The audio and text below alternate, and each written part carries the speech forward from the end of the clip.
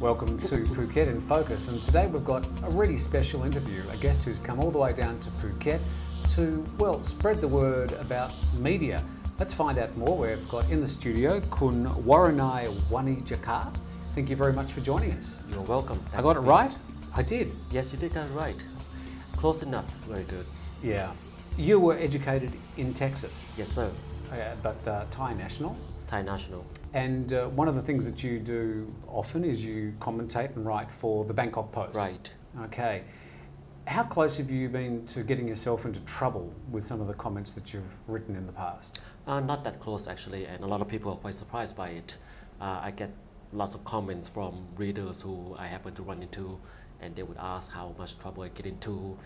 Am I under threat of going to jail, so on and so forth. But really, it's not that bad. I mean, there's not that much freedom in Thailand, but there's more freedom than people are willing to give credits for. That's what I was going to ask you, Right. because a lot of the times, the journalists, even here at the Phuket, you say, oh, don't report that, or don't say this, or don't say that, because you'll be crossing that magic grey line. Right. But I sometimes think a lot of the journalism in Thailand is very safe, and we should probably push a bit harder.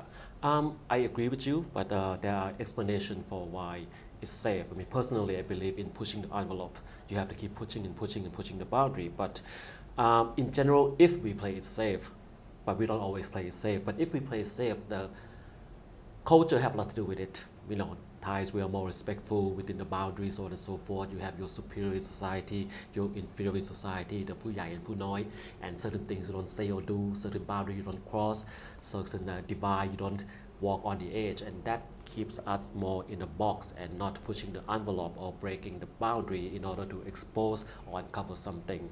Having said that, a lot of Thai journalists and media have tried to break that boundaries. I mean, recently I came across a website which reported on the number of Thai journalists that have been killed in the past years, and there have been over 10 journalists killed because they were reporting on corruptions case in different places in Thailand, and they were digging up stuff on powerful individuals, and some way somehow they were assassinated by hitmen, for example. So these are journalists that we have to commend for trying to break the boundary, pushing the envelope, and trying to get that real story. Well, making the ultimate sacrifice. Exactly. But in general, you are correct. In general, we still play it quite safe.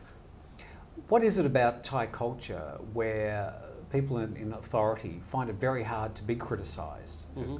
Making criticism in a lot of Western culture, Western journalism is just what happens every day in the newspapers and the Right. TV and the radio. But here in Thailand, criticism is not taken well. I mean, history explains where we are today. The Western culture today is different from the Thai culture today because of different historical evolution. I think, you know, let's say back a century or 2 centuries ago, we were much alike in terms of social hierarchy, in terms of staying within the box and the boundary, so on and so forth. But today, things are much different because for you guys who have gone through so many changes, I have written and have given speeches about, you know, these different historical evolutions. You went through the Renaissance, the Age of Reason, Enlightenment, the some Western country, industrial revolution, so on and so forth. You had the World War I, the World War II. World War I brought down kings and emperors, and then the dictators rise up, and then World War II brought that down. You have so many big disruptions in your history which drive forward that change, and you find yourself where you are today. This society which have a more developed democracy, a more liberal thinking, a more individualistic thinking, a more of a rebellious nature, questioning authority, taking down authority, refusing to be cowed by the authority. In Thailand and in most countries around the world, I would say we did not have that historical evolutions and disruption, especially in Thailand. You know, nothing big had happened here since the Burmese burned down Ayutthaya 200 years ago. You know, what's been going on for the past 6 years is not a big disruption. You know, red shirts in the street, yellow shirts in the street, it's just small things. So we haven't had that big disruption that forced us to re-examine ourselves, to change, to become something else entirely. And therefore, change in Thailand is happening now, but it's happening at a much slower pace because simply we have different history. Because technically, would say that Thailand is right up there with most of the Western nations. Many people walk around with 3G phones and they have iPads, and the take-up of technology in Thailand is very high, and the quality of the internet generally is well, satisfactory, at least.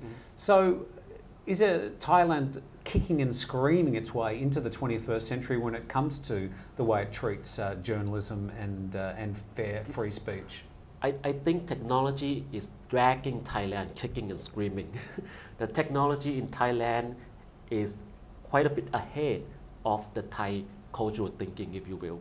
Of course, you have the new generation who are up for anything, but then the older generation, of course, are very nervous and fearful of all these new technologies. That's why, you know, every now and again you have some government ministers or government branch talking about shutting down this, censoring that on the website, so on and so forth. These are just reactionary impulse against all this information on the website and all these things that people are able to post, to write, to make video of. So technologically we are up there. Cultural thinking we're still lagging behind. The young people are leading the way. The older people are more resistant, but that is natural everywhere in the world, I think. But at the end of the day, you can't fight it. You cannot fight it. We will get there eventually. It might not be tomorrow, it might not be next week, but eventually, because you just can't fight technology, the open, limitless internet space in which you can find anything. You know, no matter how much the ICT ministry try to censor or ban, you cannot censor them all, you cannot ban them all. I can click on the internet today and find 1,000 things that would be illegal and in Thailand, and yet I can read it and watch it. We think it's hard here in Thailand. Imagine what it's like in China. Exactly. Yeah. Try to shut down Google, right? Or something like that. As a writer for the Bangkok Post, you have Farang writers at the Bangkok Post as well. When you write an opinion piece, do Thai people take you more seriously than they would a Farang writing the same piece? I think, I'm not sure about the word serious, but I think the Thai people might be more open to me saying the things that I say simply because I'm a Thai. You know, it's like a member of the family criticizing the family. You can give them certain leeway, but a guest in your house or a foreigner or a neighbor in another house criticizing, then you react in another way. I'm not saying it's right or it's wrong, but it is what it is. That's the way the world works. Even the word Farang I find sort of unusual. Where I come and live in a foreign country, it's you're either Thai or you're everybody else. You're a Farang. And you are on a sort of a different level. In some ways you are treated with more respect, in other ways you're treated with no respect at all. Certainly as far as your opinion's concerned, it's usually not respected at all. Your opinion, we don't want it. We're Thai. Your opinion, we'll listen to it, we'll accept it as long as it's a constructive opinion, constructive criticism. I find that a lot of Thai people are able to take that. The problem is, and it's especially a problem in social media, in the internet, is that a lot of these opinions are very heavily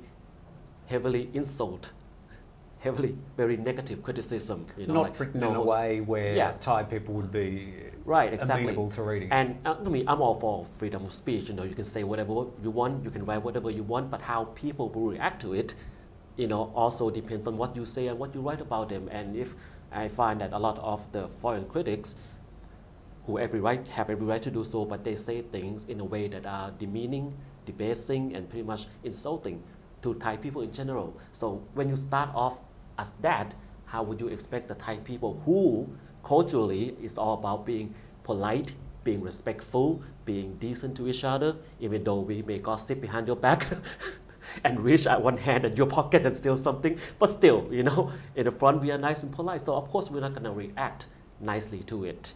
Now, having said that, I'm not saying all Farangs or Westerners are so insulting about Thailand. Of course, there's a group of these people, which again, they have every right to do so. But then there's another group who are more constructive, who are more positive, who are sincerely trying to help. And at least in my experience, I think Thai people are more open to it. Not open all the way, but are more open to it. Sure. It just depends on how you treat each other. We have Class Act Media here, which prints the Phuket News, and Novosti Phuket, the Russian paper. You work for the Bangkok Post. Yes. How long will you be putting that out as a newspaper? When is it going to go online? Is it going to happen next year, or in 10 years' time, or in 20 years' time? Well, when you say go online, you mean no more paper, everything online, right? Exactly. Not anytime soon, not in the foreseeable future. I think that phenomenon is pretty much a Western phenomenon. Things are changing in Thailand. People are moving more online, but it's not in such a rapid pace. And I don't see any newspaper shutting down anytime soon. The Thai news consumption habit is still very much paper-based, hard copy. Yeah. And advertisers love the hard copy. Yes. So that habit is not going to change anytime soon, I don't think. I can even look into my media crystal ball another 10 or 20 years' time and see a time where there's going to be new papers opening up, because I think there is still something quite organic about sitting down and opening up, and this story is placed here and this story is here, and you turn the page and you move through a paper like the way you move through a story, and you don't get that experience online, and I can't ever see a time when you will. You sort of just nitpick the bits that you want. I can see that there might be a time where there'll be a move back towards papers. What's your thoughts about that? Nostalgia. Yeah, maybe. Well, the trees won't be happy about it. No. But maybe not. But okay, let's take me as a for instance, right? I can honestly say I don't read the paper in terms of opening up the paper. I get all my news consumption from on the internet. I have my iPhone. You know, I check all the news there. So I personally, who writes for a newspaper, who get paid by a newspaper, don't actually read the newspaper. And there are many people like me. And even the younger generation, you know, the Facebook, Instagram, Twitter generation, who don't touch the newspaper at all, who don't touch anything that has paper in it except for fashion magazine. And these are the new generations that are going to carry on, and paper will become less and less relevant because of this. So you think it is inevitable everywhere in the world, including Thailand? Yeah, inevitable. It's just going to take slower here.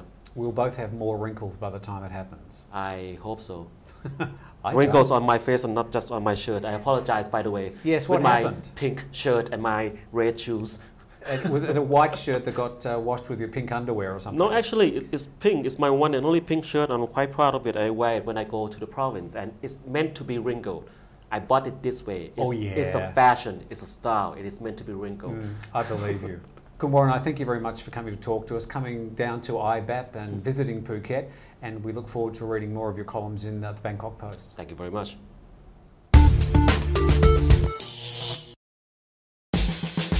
Be the first on the island with the daily news in high definition. You're watching Phuket News TV.